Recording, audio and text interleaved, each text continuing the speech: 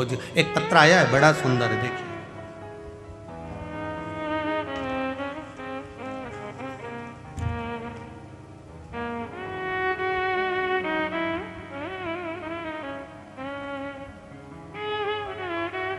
मेरा नाम नयन पंचाल है।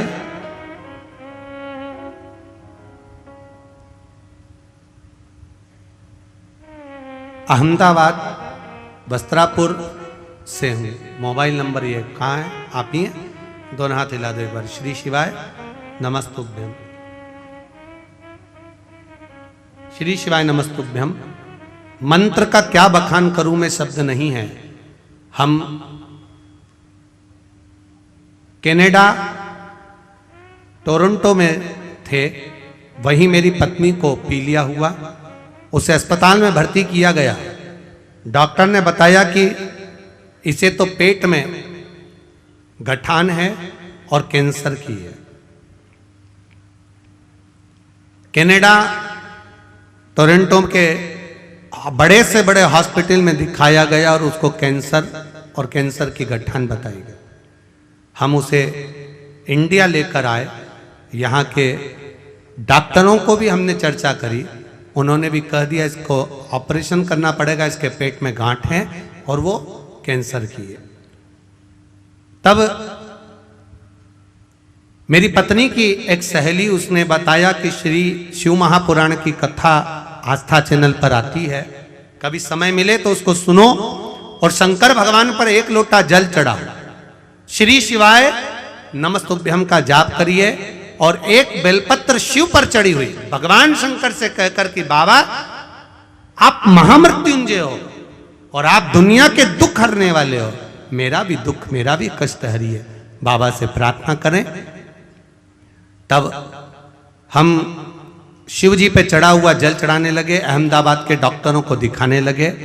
डॉक्टरों ने कहा इसका ऑपरेशन करना जरूरी है और तभी डॉक्टरों ने कहा इसको जॉन्डिस कैंसर की, इसको कैंसर जो है वो जो गठान है वो पीलिया के अंतर्गत हुई है और वो बड़ी है और कैंसर तो है ये निश्चित है। तब उसका इलाज चालू हुआ और बाबा की कृपा से हमने भी इलाज करते करते बड़ौदा की कथा जो हुई थी उस कथा को श्रवण किया। कथा सुनने पर हमने बाबा से प्रार्थना करी, बाबा विनती करते हैं इसकी गठान निकले मना नहीं, पर कैंसर ना निकले, ऐसी कृपा कर दीजिए। बाबा की कृपा ऐसी हुई, जब इलाज चालू हुआ गठान को निकाला गया, तब बाबा की कृपा से उसको चेक करने के लिए भेजा। तो बाबा से हमने विनती करी थी अगली कथा जब पावागढ़ की होगी, अगर इसको कैंसर नहीं निकला तो हम कथा सुनने के लिए आएंगे, और कैंसर नहीं निकला हम कथा श्रवण करने के लिए आएंगे। जाना था हमको भी कनाडा वापिस, पर शिव महापुराण की कथा पावागढ़ की सुनकर जाएं, क्योंकि बाबा ने कैंसर से बचाया है। अब ठीक है, श्री शिवाय नमस्तुभ्यम। बैठिए। हर हर। शिव तत्व ही ऐसा था, जब हम कष्ट में घिर जाए, तकलीफ में घिर जाए, तब हमें परमात्मा याद आता। पर शिव कथा करते, शंकर का गुणगान करता है, तेरी कृपा बिना न हिले एक भी अणु, लेते हैं श्वास तेरी कृपा से तनो तनो। बखान क्या करूं मैं राखों के ढेर का, चपटी भगवत में खजाना कुबेर का। क्या मिलता है? अब उन्होंने बड़ोदरा की कथा श्रवण करी, वहां निर्णय लिया, बाबा ने स्वीकार किया, पावागढ़ की कथा में आ गए। आपसे भी निवेदन है, 7 दिन की कथा है, परिवार वालों को, घर वालों को, रिश्तेदारों को, नातेदारों को, सबको कह दो 7 दिन मुझे पंडाल में बैठकर कथा सुनना है, मेरे बाबा से लगन लगाना है, मुझे उसका हो जाना है, वो मेरा हो जाए, बस यही एक आदत। सुनो मैं कथा, अब वो क्या देगा ये गुप्त नवरात्रि की कथा में पावागढ़ के माता के चरणों में राम जी की कृपा से 7 दिन की कथा में शिव महापुराण में वो क्या देगा ये तो मेरा महादेव ही जान सकता है, इसके सिवा कोई नहीं जान सकता। हाथ दबा है रावण का और रावण नंदी से कह रहा है मुझसे गलती हो गई, मैं तुम्हारे हाथ जोड़ता हूं। नंदी ने फिर कहा हाथ जोड़ने से होगा क्या, हाथ तो दबा है कैलाश के नीचे, होगा क्या। लोग कहते हैं जब सारे सहारे समाप्त हो जाते हैं तब लोग कहते हैं मेरा अंतिम विश्वास मेरा भगवान है। बोलो सही है कि गलत है? ये यहां पर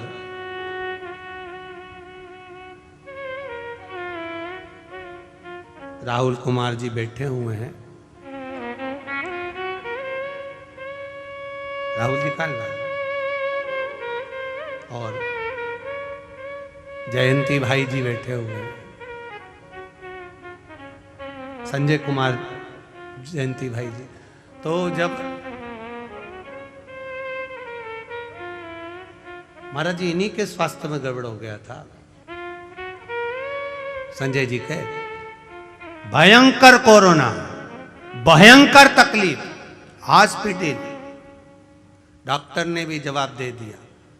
जब इनकी धर्म पत्नी की आंख में जल भर गया कि अब कुछ भी नहीं बचा, तब महादेव उसे प्रार्थना करी, टीवी के सामने बैठकर शिव महापुराण की कथा सुनते सुनते कहा तेरी कथा में करवाऊंगी, बस इनको अच्छा कर दे। ये शिव है। और आज संजय भाई जी और नवनीत जी आपको बहुत बहुत साधुवाद जो गुरु जी की शरणागति में बैठकर आप शिव महापुराण की कथा करवा रहे हैं। बैठिए, बहुत बहुत साधुवाद। हर हर बोल बम का नारा है, जम के बोलो जरा, बाबा एक सहारा है, एक सहारा। आपका विश्वास, आपकी दृढ़ता, ये छोटे से कस्बे में ये शिव महापुराण की कथा जरा विचार करिए। जो भूतों ना भविष्य थे, कभी सोचा ही नहीं होगा कंजरी वालों ने, हालोल वालों ने कभी नहीं सोचा होगा कि कथा हमारे क्षेत्र में हो जाएगी, पर भगवान ने ये मौका दिया है। तो इस मौके में जब गेंद आई है तो ऐसा चौका लगा लो कि ग्राउंड के बाहर ऐसा चौका लगा लिया। मौका दे भगवान तो भजन का ऐसा चौका लगाओ, ऐसी भक्ति का चौका लगाओ कि भगवान भी कहे कि ये मेरा आनंद सुख पा रहा। हाथ दब गया लंकाधिपति का, रावण का हाथ दबा, चीख रहा है, चिल्ला रहा है, पर वो निकल नहीं रहा। नंदी से कहा नंदी मुझसे गलती हो गई, मैं तेरे हाथ जोड़ता हूं, क्षमा मांगता हूं। नंदी कहते हैं मुझसे क्षमा मांग कर क्या करोगे, मुझसे क्षमा मांग कर क्या करोगे। गलती वक्ता कभी नहीं कहेगा कि आप मुझसे क्षमा मांगो, वक्ता कहता है कि आप शिव की शरणागति में जाइए। जो वक्ता तुमसे कहे कि तुम मेरे पास में आओ, मेरे पास बैठो, मेरे करीब में आइए, मेरे नज़दीक में आइए, मेरे पास आकर बैठिए, वो श्रेष्ठ नहीं हो सकता। वक्ता जो तुमको ले जाकर भगवान के दरवाजे तक छोड़ दे और कहे कि ये तेरा दुख मिटा देगा, समझ लेना वो श्रेष्ठ, उसमें श्रेष्ठ। करो भजन। हाथ दबा लंकाधिपति रावण का। नंदी कह रहा है मैंने तुझे समझाया, तू समझा नहीं। जब वक्ता से नहीं समझ सकता तो वक्त समझाता, और जब हाथ दब गया पहले ही समझ जाता कि इस रथ को, इस पुष्पक विमान को लेकर यहां से नहीं जाता, रास्ता बदल लेता तो चल जाता। पर तूने अकड़ करी, अहंकार करा, अभिमान करा कि जाऊंगा तो इसके ऊपर से जाऊंगा, बस तो फिर हाथ फंसा। अब निकाल ले। नहीं बोला, नंदी जी भी नहीं बोले, शंकर भगवान ने इशारा कर दिया नंदी को, तू बोलना ही मत, दबे रहने दे इसको, दबे रहने दे।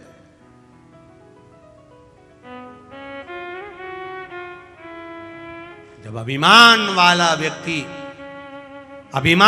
व्यक्ति जब किसी जगह पर दबता है तो सारी दुनिया के लोग उसका आनंद लेते हैं। दबे रहने दो, अच्छा है, खूब अकड़ रहा था, खूब अहंकार में था, खूब अभिमत्ता में था, दबे रहे।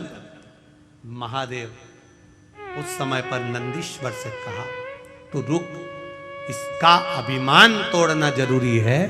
जब तक इसका अभिमान नहीं टूटेगा तब तक ये मेरा नहीं होगा। मुझे मेरा बनाने के लिए अभिमान का त्याग करवाना जरूरी है। और महाराज हाथ जब दबा रहा, चिंगारता रहा, तब रोता रोता भगवान शिव की स्तुति अब करने लगा। अब स्तुति शंकर की कर रहा, अब शिव की स्तुति।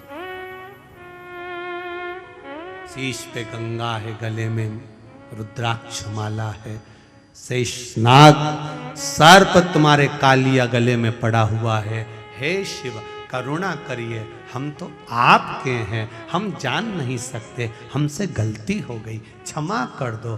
तब देवाधिदेव महादेव ने पांव के अंगूठे को ऊपर करा, तब रावण का हाथ बाहर निकला। निकलते से रावण बाहर निकलते से ही शंकर जी से बोला, तुम्हें क्या चाहिए?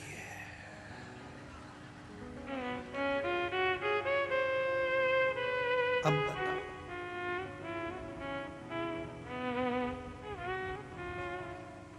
तुम्हें क्या चाहिए?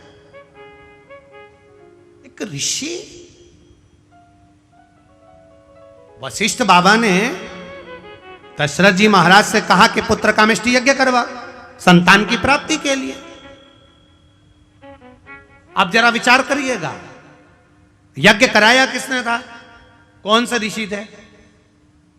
कौन से ऋषि थे? श्रृंगी ऋषि, जिन्होंने यज्ञ करवाया।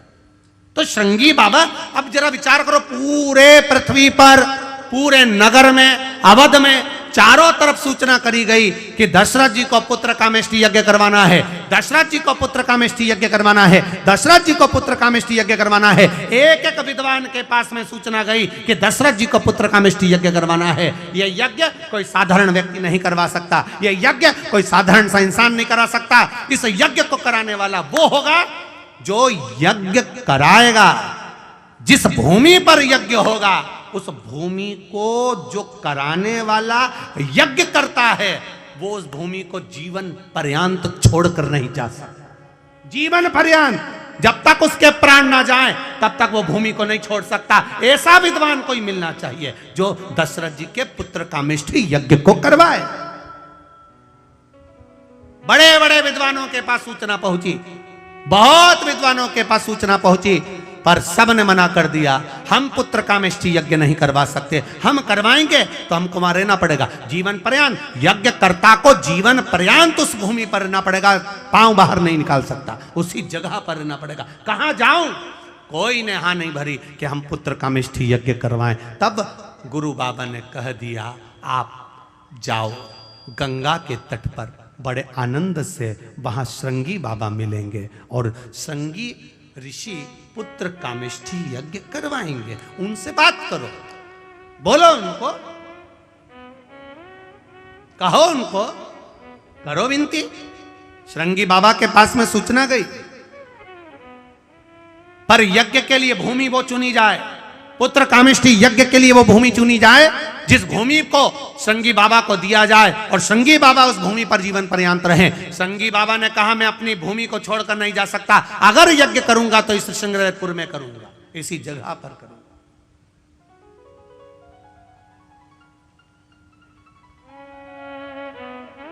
जहां अयोध्या की आखिरी सीमा है, अवध की आखिरी सीमा, अवध की आखिरी सीमा,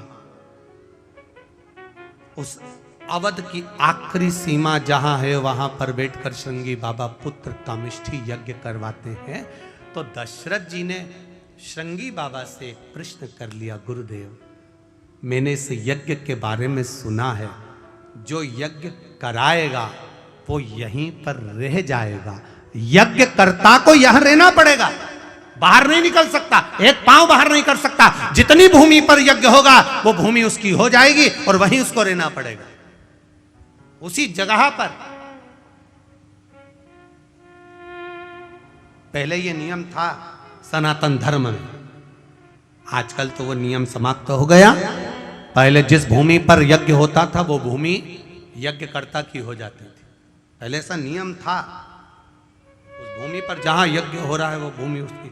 अब वो नियम चला गया, समाप्त हो गया। ऋषि श्रृंगी बाबा ने कहा अगर मेरे यज्ञ करवाने से वैकुंठ अधिपति नारायण पृथ्वी पर आ जाए तो इससे बढ़कर खुशी क्या होगी मेरे लिए, इससे बढ़कर आनंद क्या होगा, क्या आनंद होगा। अगर ये शिव महापुराण की कथा सुनकर 50 लोगों में से अगर 10 का भी अगर आनंद हो जाए और 10 का भी जीवन संवर जाए तो उससे बढ़कर शिव महापुराण की कोई दक्षिणा नहीं हो सकती, कोई आनंद नहीं हो सकता।